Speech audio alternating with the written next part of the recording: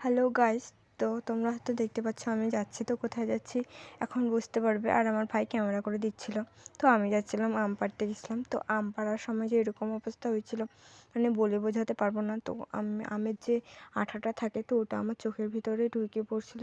আর আমি বুঝতে পারিনি যে আঠাটা আমার চোখের ভিতর ঢুকবে। তো যাই হোক, তো আর কি বলবো, তো এমনভাবে আঠাটা ঢুকছিল মানে চোখটা কীরকম লাগতেছিল। তারপর বাড়িতে গেলাম। তো বাড়িতে যাওয়ার পর বললো যে মানে চোখ জল দেওয়ার জন্য চোখের ভিতর।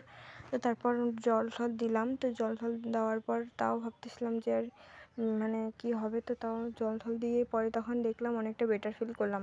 তো যাই হোক, আর কিছু বলার নাই।